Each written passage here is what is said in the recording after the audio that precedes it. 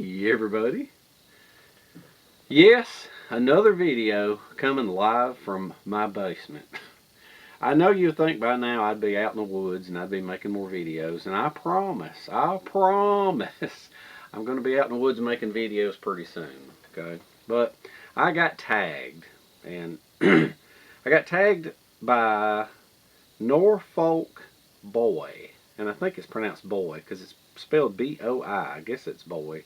If that's not, please forgive me. But anyway, I got tagged with a tag called 8 questions, 5 tags. And that's where I answer 8 questions and then I tag 5 other people. Now, I was going to at least I thought, well, I'm going to go out and do this out in the woods at least. Get out from in the gear room in the basement. But I have some of these questions, I have a bunch of junk here that I have to show you, you know, for informational value. And I couldn't haul it all out in the woods, so I thought, whatever. I'm just now kind of getting my voice back. And it also gives me a good excuse to show off my, ta-da, my new machete rack, which is awesome. I love it. So the old rack I had only held 4 machetes, and it held them straight in. And this new rack, instead of going straight in, the pegs are turned at a 25-degree angle. So I can kind of get a better view of it. But when I move the camera over to that end, you'll be able to get a better view of it. But anyway, that's a pretty neat background to look at. But anyway, let's get on with the questions. Some of these I'm going to have some props to show you, and then some I won't. Now, this first one, you're just going to have to kind of play along and picture in your mind with me while I describe this, okay? This says, what is your most memorable camp? Okay? Now, it didn't say camping trip. It said, what is your most memorable camp? That makes me think of a location, okay? And I've got a good one for that. My old mentors, one of them, Mac, or also is known Big Nose, he was a member of a fishing club, okay? Out in this area, there was a gate there, and there was 3 lakes on the property, and there was about maybe, I don't know, 10 members, and they paid a fee, and they fished out there. Well, down below where the 3 lakes were, there was a really large creek. And they fished in the creek and they fished in the lakes. And somehow or another, he cleared it with them.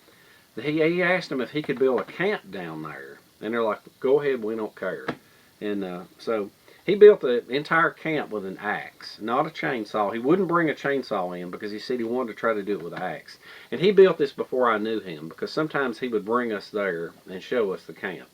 But the cool thing about the camp was, was when you walked past the 2 lakes, it started dipping down towards where the creek was. And where the creek was, there was a bank that went out real far. And when it flooded, the whole place flooded, but most of the time it was just a creek with a bank.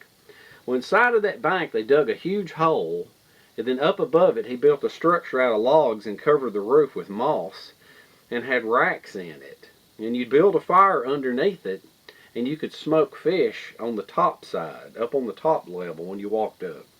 That was pretty cool. And then he had some kind of a diversion built through, it wasn't a pipe, but he had wooden planks in a trench dug in the ground that had water that came out from the lake and dumped into the bathtub. And the lake, I think they were spring fed because they were crystal clear. And that's what made it such a good fishing club. But anyway, the water would come out and it would hit the bathtub, and then he had an overflow that overflowed into the creek. And even in the summertime, this water was so cold. And it was cool because you could we brought gallons of tea and put them in there.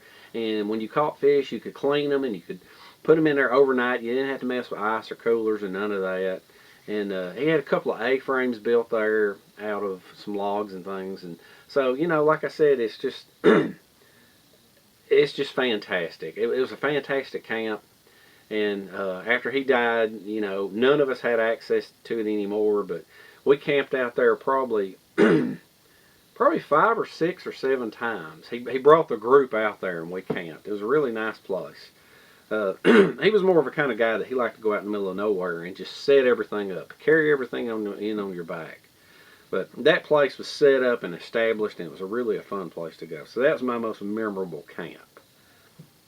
Number 2, do you prefer solo or social camps? Well, right now I'd say solo. Either me by myself or me and my kid, period. I just don't camp with other people at all anymore. And I may one day, I don't know, but you know, a lot of things happened years ago. I worked with all those guys at that steel mill, and I camped with the 2 mentors, you know, Flathead and Big Nose. And all the fellow co-workers and employees went. Well, Flathead, or Big Nose died first, and then Flathead died. And then the group kind of teetered off after that. And there was a guy nicknamed Ghost. And he was a chain smoker, and he wound up dying of lung cancer. And the other guy, the Hatch, I think he's actually in prison. They were a rough bunch of people. And then the other guy, Duke, they were the 3 main guys that all camped together. Duke and I are no longer on speaking terms. And it's a stupid it's a childish situation, but like I said, you know, we were the people that camped together. Those was good times back then, and I ever since that group broke up, I haven't wanted to social camp. I like solo camping. And solo camping is more peaceful and relaxing, you know. And when me and Nick go, that's great. As far as I'm concerned, it's almost like solo camping because it's a father-son thing. You ain't got to put on no airs and act cool. Alright, third question. What is your favorite knife? Now it's time to move down to the end of the table so that we can talk about my favorite knife, because they're all piled up on the other end of the table. Alright, we move down here to the other end of the table here. What is your favorite knife? Okay, now that could be construed in different ways. What's my favorite one singular knife? What's my one favorite singular knife company? I don't know. Either way, I don't know if I could. Well, either way, actually, I could narrow it down. Basically, I have a lot of knives, and I love different knives, and I love a lot of different knife companies.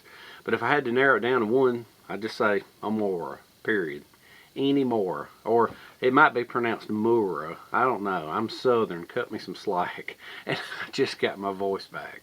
Anyway, pretty much any Mora, and I got a bunch of Moras. I love all my Moras. Let's take a look at a couple of them. And maybe I can narrow it down. Maybe. I don't know. Maybe. Hard to say. This Mora here, don't even know the name of it. I just got it. It's a Mora with a Scandi grind. Love it. This is a Mora Companion. This is black with a black blade with a Molly type sheath. Love that Mora. This is a Mora Companion HD. That means it's 1/8 inch thick. I love that. I got about 3 or 4 of these. These are scattered around everywhere. I really, really love them. This is a Companion HD that's in a nice homemade leather sheath. This is made by Last Ditch Leather Works. It's got a place for a ferro rod. Love that. I got, let's see, I think this is a machete. I keep a Companion HD attached to it. This is another machete. I keep a regular Companion. See, it's thinner than a Companion HD. I keep one of them attached to it. And see, with me, you'll notice that everything's kits. Like with this thing, I have a machete, I have a Mora, and then I have a ferro rod. And I could say, like for instance, I could say this is in particular my favorite Mora, because it'll always be attached to the kit. It'll never be on my belt, about like this. I guess if you forced me to narrow down one, then this, the Mora Bushcraft Black, I would have to say that would be my favorite. Because this knife never goes around my neck or on my belt. It always stays attached to my beloved Ontario SP53.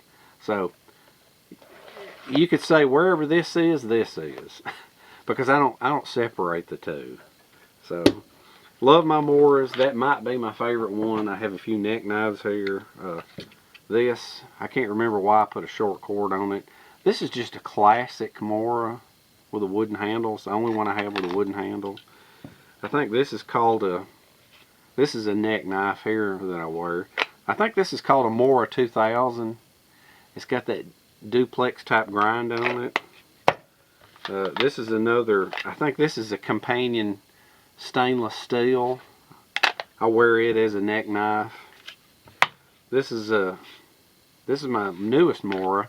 I think this is a Kanza bowl. I wear it as a neck knife. That's a pretty nice knife too, right there. It's got that duplex looking grind on it. There may be a different name for that grind. But this is my Mora Eldris. It's a neck knife that hangs upside down. Love that.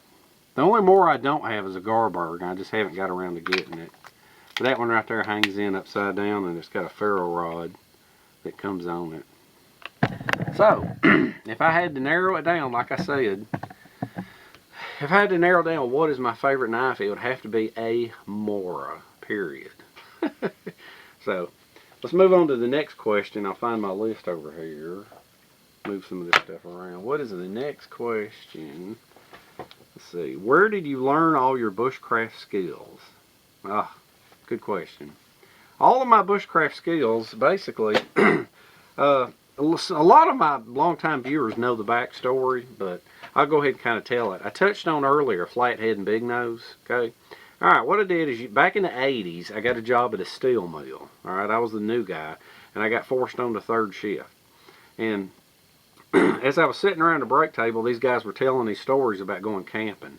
And this was a rough bunch of guys. They had scars all over them and tattoos, and half of them had been in prison. Just a rough bunch of guys. But they talked about the guys they went camping with, and they had a tremendous amount of respect for them. And everybody had nicknames, and these two old guys were Flathead and Big Nose. And I wanted to fit in, so I went camping with them, and I did. And that was more like camping, bushcraft, survival games, you know, a little bit of everything. They made it fun, but I basically learned. I had never gone camping until I was 21 years old. I was 20 or 21, I'm not sure. I'm 50 now, so I guess I'd say I've been camping for 30 years. But anyway, we went camping with these guys, and they taught me a lot of stuff. And then they had learned from a guy named Red. And the only thing I know about Red that I distinctly remember is that he died in 1975. And some of the things I remember, he was either a welder or he worked for a gas company as a welder. Back when they used to, I don't know, they'd cut the gas off, repair the lines. I don't know. He was a welder.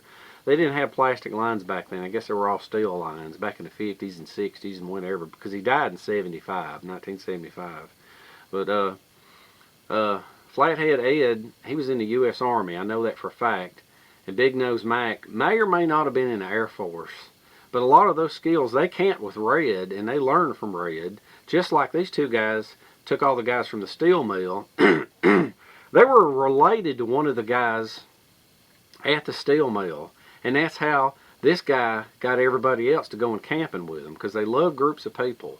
Big Nose and Flathead like to show off their skills. But anyway, yeah, that's how I learned. And then, you know, later on as time went on, I started reading some books. I read some book by Morris Kohansky, and then I read a book by Lofty Wiseman.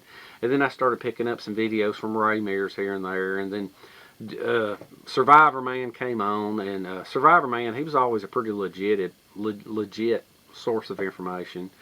And then Dual Survival came on, and when it was first on with Cody Lundeen and Dave Canterbury, you know, I kind of picked up a few odds and ends here and there, you know. But then they started coming on with the trash television, you know, Bear Grylls, and then they started getting all them different people into Dual Survival, and then they started having the Naked and Ashamed, and you know, all these just ridiculous shows that just had these things that just all kinds of just garbage information. You know, like drinking pee and people being out for 1 or 2 days and they're like, oh, I'm starving to death, you know. When in reality, all you got to do is stay hydrated and you'll make it out, you know. But that doesn't make for exciting TV. But, you know, thankfully, TV come out with the show Alone. And as far as I can tell from what I've seen, ain't nothing faked about that. That's about as real as it gets. But anyway, I didn't mean to go off on a tangent about that. But, you know, it started with Flathead and Big Nose. That's where I learned. And then I read a few books. And then, you know, practicing skills. And then I was watching TV. And you can pick up a few odds and ends from TV, you know. And I picked up a lot from YouTube. Even the smaller YouTubes have a lot of knowledge to offer if you can dig it out, you know. You don't necessarily, I mean, you may have to watch 5,000 videos on how to make char cloth, which is basically the same thing over and over and over and over. But then there's going to be some jewels in there. Somebody's going to show you some stuff you ain't never seen, and you're going to be like, man, this is awesome. So, anyway, all right, enough on that. Time to move on to the next question. Let's see. Let me move the camera angle so that I can have some props for the question after next. All right, number 5. What is your favorite fire starting method? Okay. Now, if I had to just my favorite fire starting method, I'd have to say the hand drill. I love the hand drill. I love doing it. It's fun. And, you know, that is in a camping bushcraft kind of sense. You know, if it came down to survival, I would have to say my choice is a ferro rod. I like lighters, but lighters will let you down. So, yeah, I'll say the ferro rod. I mean, yeah, for a survival type deal, but just in general, I like a hand drill. I don't like a bow drill. I'll do a bow drill, but I just don't like it. You know, there's too many moving parts. Now, here's one I got all kinds of props, because I'm just going to talk about it and talk about it. What do you consider your most essential piece of kit? Okay. Lots of things you could say about that. Lots of things, especially depending on where you live. You could say, you know, what's your most important piece of kit? Well, for me, it's got to be a canteen. All right. Depending on whose opinion you listen to and what kind of stuff you read and what other videos you watch and what kind of trash you watch on TV, hydration is the most important thing of them all. You have to stay hydrated. It's what keeps your cells operating. It's what keeps your blood thin enough to pump. It keeps your blood from thickening. It's what keeps your internal organs from shutting down. It functions. Water is the most important thing. So my most important piece of kit has got to be canteen. All right. Now I'm going to breeze through a few options here. I think I breezed through a few options in a video in the past, but there was a couple of things that I didn't show that I'm going to show you this time. So let's ease the camera down here to where you can see right here now. In general, I like a lot of water, so I always carry at least one 2-quart canteen. Okay. Now I have I think it's a desert tan one. I've got a black one. I like these things. They got a little pouch on the side right here. You can either put a lighter in them or you can put water purification drops. I have a green one over here that I'm very fond of. Now this green one, like I said, a lot of times when I carry these things, these aren't necessarily just a canteen. Okay, with this thing, what I can do is in this pouch, of course in here, like I said, the lighter or the purification drops. In every canteen I am usually carrying, it's the 2-quart canteen, and I'll carry the side of a milk jug that's either a plate or a cutting board for meat. You know, you don't even notice it's in there. And then I got to where here lately I carry a tube tent with a little bit of cordage on the side. And if I don't carry that, then sometimes I carry like if me and Nick are hiking, I'll carry an emergency disposable poncho here in the side. If it's just hiking, if we're not actually on a trip of some kind. And then down in the bottom of these things, a lot of times I will keep some toilet paper for fire starting, and then maybe some kind of flammable bark or tinder of some kind. Okay, because these don't leak. They're pretty good. That stuff stays dry down in there. Anyway, that's the 2-quart version right there. And most of my canteens, I've seen some pretty bad canteens before, and I've seen some pretty bad covers. Most of my stuff is made by a company called True Spec. I don't know how many people buy from True Spec. That's a 1-quart canteen cover with a Alice clips. Almost all of my stuff's Alice. Here's a woodland camo version right here. And I like these because it's the same thing. You got a place for either a lighter or tablets. And when you pop this little jewel open, you've got your 1-quart canteen. Okay, and then down inside you can have a cup for boiling water. So the way I look at it is this opens up 2 options for you. You can either take this and you can put water purification drops in it, or you can boil water. So either way, you're going to be good to go on that. I got a couple of these in woodland camo, and I got a couple in olive. olive drab. Same thing. And I went ahead and made it into the habit of every one of these has got the metal cup down inside. You know, those are pretty nice right there. I always wind up carrying them. Put that over there. And then another option over there, I've grown kind of fond of these molly pouches right here. And these molly pouches are pretty cool. And this has got one of my bungee straps on it so I can carry it around my shoulder. But this thing is kind of neat. And you can carry a bottle in it. And this is one of those Stanley bottles. The bottom part's metal, and you can either unscrew the top. You can either unscrew the top to use it just as a canteen. Or if you had to, you could remove this whole piece right here. And that acts as a cup. And then you could boil in this if you had to. So, I mean, that's kind of neat. I like that. I think this is a condor. And inside here, in this side pouch right here, I always keep a little fire kit. This thing here. You know, because like I said, it ain't like I carry just a canteen. How does this come apart? Okay, like that. See, I've got like 2 lighters, waterproof matches, and some cotton makeup pads. See, when you say, where's your canteen? Well, my canteens are fully equipped. And I also have on the side here a little mini grill, which is kind of neat. You know, if I have to set that thing on it with some legs, you know, that's kind of neat. I don't necessarily, like I said, I don't necessarily just have a canteen. You know, mine are usually in kit form. So let me zip this thing up. I think this has got 2 zippers on each side. That's one of them. And then there's another thing over here. This one is, I just got to open it up. See, this is a molly one with a strap. Pretty nice with a pad on it. Multicam. And with this one right here, I just carry a straight up 2-liter bottle in it. You know, you carry 2 liters of water. It fits in there perfectly. Not all bottles are the same. I think the Coke bottles are about 1 inch taller. I think this is like a Mountain Dew bottle. And I can't even remember what's on the side here. Oh, on the side I carry a, that's the thing. You're not going to boil water when you've got a plastic 2-liter bottle. So you're going to depend on the filter. So I have my Sawyer Mini with the back plunger and the bag in here on the side. Because this is the kit where I'm not going to have any fire. I can't boil water. Okay, so I keep that there.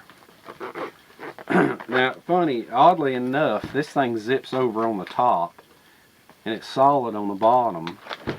But I don't know why I ordered from the same company, but this kit has a zip top and a zip bottom. Now, I don't understand that. I can't get a full 2-liter in here. See, down in the bottom right here, you can, no, see, now look, that's the top. See, I got turned upside down. I got a cup on here, and then I've got a bottle here that I can actually boil with this bottle. Okay, so let's close this off. This is the one that I carry when I have the ability to have fire. And I think down here in the bottom is another fire kit. You know, or you can have a survival kit or whatever in it. And in the side here, this is kind of handy because this is the one that like I said, this is the one that I have the potential for creating a fire if I have to boil water in here. So as just a backup, I found a little pan that actually fits in the side here. And I'll carry a couple of bags of rice for if I get hungry, like during a hike or whatever, I can actually boil. I haven't had to do it yet, but I can. And matter of fact, this would fit perfect. You can just set this on a fire, or you could even set it on a little grill like that. I may, if this pouch is big enough, I may wind up adding a little grill to this thing too, so that it'll be a kit. So, all right, let's see. Moving right along, let's try to. I think that's all of my water options for now. Oh, one more. If I'm ever going on a day hike, I'll just carry a Camelback hydration bladder. It's the kind that's got the tube that you wear this like a backpack, and then you stick the tube in your mouth and you just drink out of it. I don't even know how much this thing carries, but I mean that's just for hikes only. That's not for camping. All right, moving right along. Now this video may wind up being just a little bit long, but I like to offer up a little bit of tidbits of useful information throughout the video if I can. I don't like to just sit here and just answer questions. I like to kind of show my opinion and my options on things. That's what I do sometimes. Okay. So luckily we're down to the last two questions because my throat is almost gone. Number 7, do you carry a bug out bag in your vehicle? That would be no. I do not. I do not carry a bug out bag in my vehicle. I have one in the house near the door. All my vehicles have a survival kit, not a bug out bag. Okay? I don't do that because with a bug out bag, there's a separate shoulder bag that has up-to-date food. And I don't want that stuff in my vehicle, and I drive, let's see, we have 3 trucks, I think. Wait a minute. No, 1, 2. We have 2 trucks, a Jeep, and a van. And so, I mean, and I could be driving any one of them at any period of time. So, no, I don't. Number 8, okay? This is an unusual question. What do you prefer to bring? Alcohol, wood, or gas stove? Okay, let's talk about that for a minute. What do you prefer, alcohol, wood, or gas stove? Let's talk about that for a minute because I have carried them all and I'm going to give my opinions on them all. And they may not be popular opinions. Let's ease down here and take a peek at what I have here on the table. This is a store-bought alcohol stove kit. Alright. When I first bought it, I thought it was kind of neat until I actually used it a few times. And then I've got to the point where I just don't like it anymore. I added a little homemade grill to it. And this piece fits in. I use that as a cutting board. But it's one of them kind that you have to set it all up. And it's got one of these burners right here. And you set this in here and then you put the pan on top of it. I think you put the pan on top of it. I don't know. Maybe you put it on this way. You put it on that way. And then there's another ring in here that goes in here, I think. I don't know. Maybe it goes the other way. I can't remember. There's different options on how to use it, but I just don't like this thing. I don't like alcohol. I don't like it because when you have to prime it, I don't like spilling the fuel everywhere. I don't like it because you can't see the flame. I don't like things that can burn you that you can't see. And I don't like carrying around one of these fuel bottles either. And when you run out, period. I just don't like it. Now, some of you alcohol stove enthusiasts, before you start complaining and going, oh, you don't like it because that's not a good one, or you didn't build it, or it's not homemade. Well, let's take a peek right here. I have been around. This ain't my first rodeo. I have all different kinds of designs of alcohol stoves.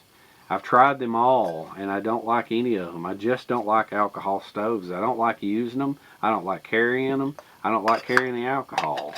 And there's a lot more that I had of these. I don't like them, and I don't like carrying these bottles around. So that's my last choice. I don't like them. If I had to pick the next one, oh, let's see, gas stove. Okay, gas stoves are great for hikes. You bring a canister, ISO Pro fuel, and these little tiny stoves right here. Now for camping trips, I don't like these things, but for backpacking trips, I do. They're pretty cool. And I think this is a Coleman Exponent. And they're pretty neat. You just can't beat something that small. Swing these little fingers around like this. And then you screw it on. Pull that little thing off and screw it on. Put your pan on. You're ready to cook. I like this, but when it's in freezing temperatures or higher elevations, these don't work good. And when this runs out, it runs out. I just don't like that. So, let's go on with the wood stove. For the wood stove, I have an Emberlit Titanium. This thing is so cool. It's all these pieces that fold together, and I'm not going to snap this thing together because it takes too long. But you'll feed the sticks in through here. Now, this thing is pretty cool, but honestly, I don't like feeding sticks into it. So, I mean, I've carried this and I'll use it, but I'm not a big fan of it. And sometimes what I will do is I have some of that liquid fuel around here, but if I can get it, I like these trioxane tablets. These are pretty cool. You can put them in there. Or that stuff called S-bit tabs. That's pretty cool. These are so old. These are from Brigade Quartermasters. And our Brigade Quartermasters in Kennesaw went out of business. So, Anyway, and then another thing, this is a Swiss volcano stove. I kind of like this. This is pretty cool, you know, because you take it right here, and there's a cup. There's a cup, and then you've got like a canteen right here. And I've got 2 of these. I think the other one, I cut the top off of the bottle. But these things right here, you'll feed sticks down inside here, or and then you put that on there. Or if you want it up higher off the fire, this thing right here, you can push the locking tab in there, and it holds it. Well, no. Oh, that's for if you want to put this in here. It holds it up off the bottom so that you've still got room to put your fire in.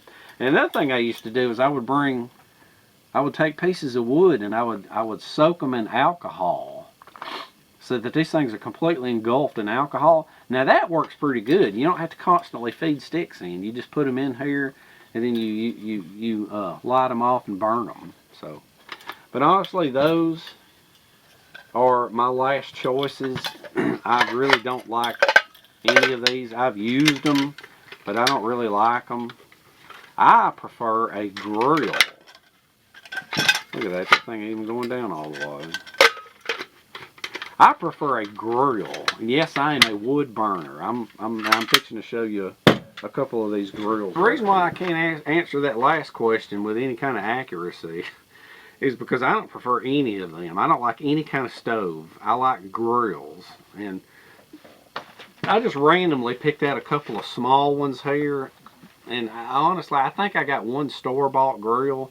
And almost everything else I've got, the grills all the way down to the bags they come in, are homemade. And I'm just going to randomly show you a couple right here.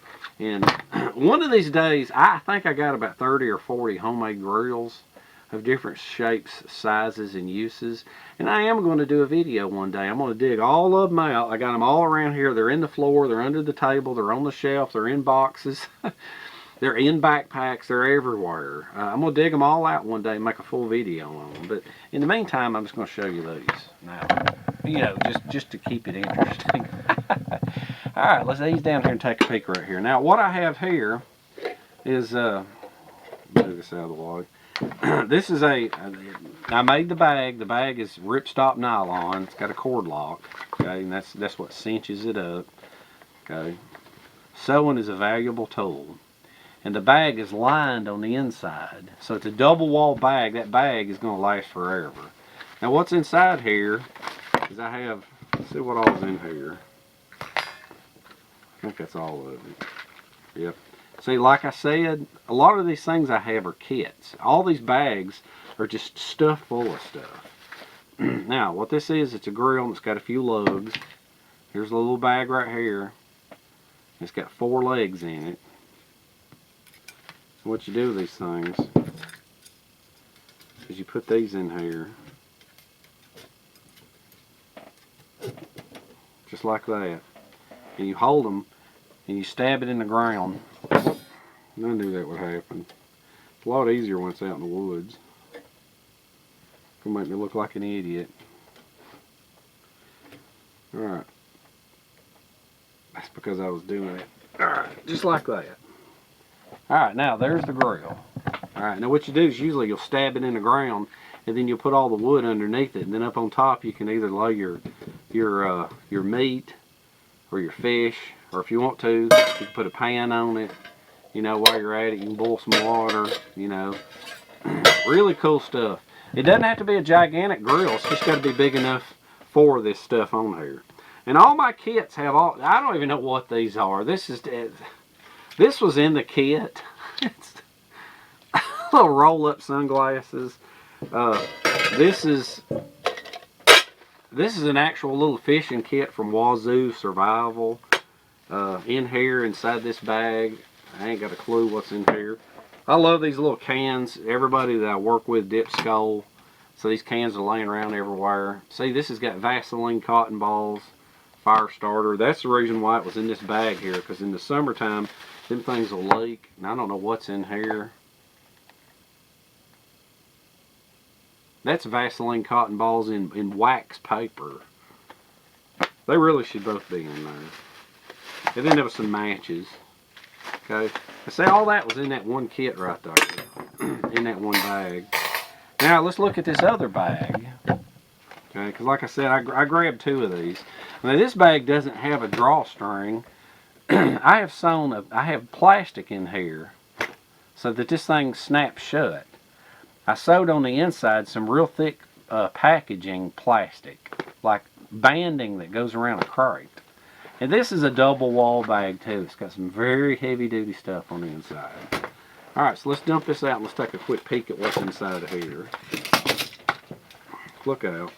Let's see, all of these, it's rare that you'll find a bag of mine that has, you can see the inside view of it, has heavy double wall. But it's rare that any of my bags will have nothing but just a grill in them. Now see, this is a little bit bigger than this one. I have several different sizes that I've made in the past. And this one's bigger and the legs are a lot taller. You know, same spiel, you set it up there like that. And this thing also has in this bag, it's got, I can't remember how this thing works. There's 2 of these, and then there's one of these that's got these pegs, and I can't even remember making this thing. But I think these go in here like this. I think I've got several of these laying around. See, this is also a thing right here that you could put wood under it, you know, and put a pan over it. You know, it's a stand. On top of this thing, being with a grill, I think years ago I made a bunch of these and threw them in with the grills. And I got like a fork, spoon, and a knife kit in there. It's pretty neat. And then I had some of that same camouflage material, so I made a small drawstring bag. It's not double wall. And I think it's got, yeah, see, it's got matches. And then it's got a can. See, it's got wax pads in it. So that's just 2 grills there. It took a little time to show both of them. So you could you could imagine what a whole video on about 30 or 40 of those grills would be like. But anyway, that's all the questions, and so now we got to move on to tagging some people. Now remember, if you get tagged, this is just for fun. It's YouTube. It ain't a big deal. If you don't want to do it, don't do it, okay? But it's for fun. It's a part of the community, you know. We got a pretty good bushcraft, camping, survival type community here, you know. And when we tag each other and tag other people, you know, you kind of draw information out from each other. And it's pretty cool because you get to know each other.